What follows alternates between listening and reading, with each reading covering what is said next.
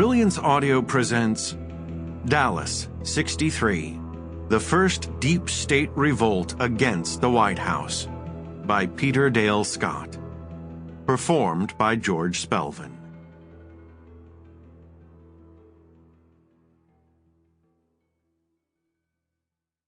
Introduction 1. We the people seem to have the freest book trade in the world. Certainly we have the biggest. Cruise the mighty Amazon and you will see so many books for sale in the United States today as would require more than 400 miles of shelving to display them, a bookshelf that would stretch from Boston's Old North Church to Fort McHenry in South Baltimore. Surely that huge catalog is proof of our extraordinary freedom of expression. The U.S. government does not ban books because the First Amendment won't allow it. While books are widely banned in states like China and Iran, no book may be forbidden by the U.S. government at any level, although the CIA censors books by former officers. Where books are banned in the United States, the censors tend to be private organizations, church groups, school boards, and other local busybodies roused to purify the public schools or libraries nearby. Despite such local prohibitions, we can surely find any book we want. After all, it's easy to locate those hot works that once were banned by the government as too obscene to sell or mail until courts ruled otherwise on First Amendment grounds. Fanny Hill, Howl, Naked Lunch.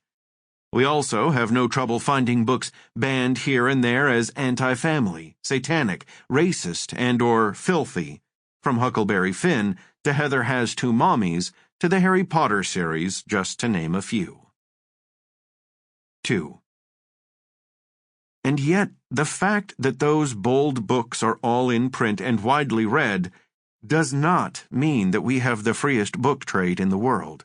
On the contrary, for over half a century, America's vast literary culture has been disparately policed and imperceptibly contained by state and corporate entities well-placed and perfectly equipped to wipe out wayward writings.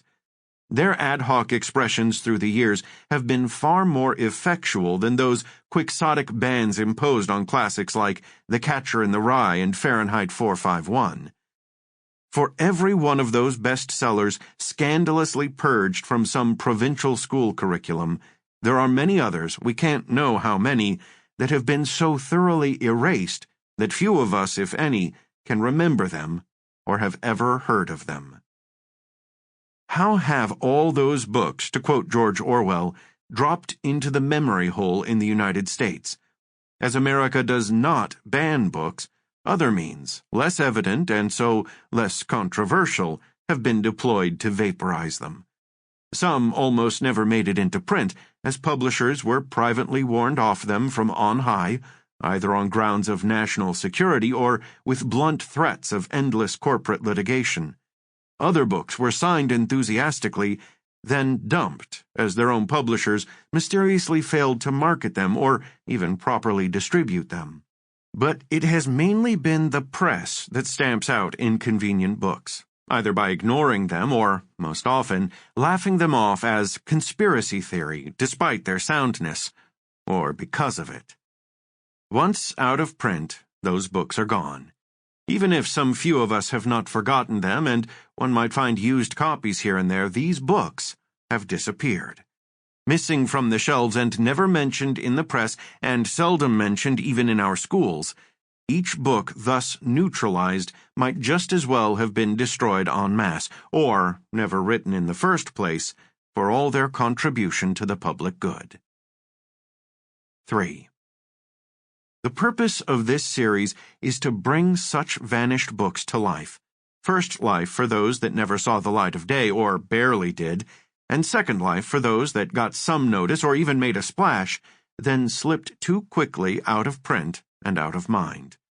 These books, by and large, were made to disappear, or were hastily forgotten, not because they were too lewd, heretical, or unpatriotic for some touchy group of citizens.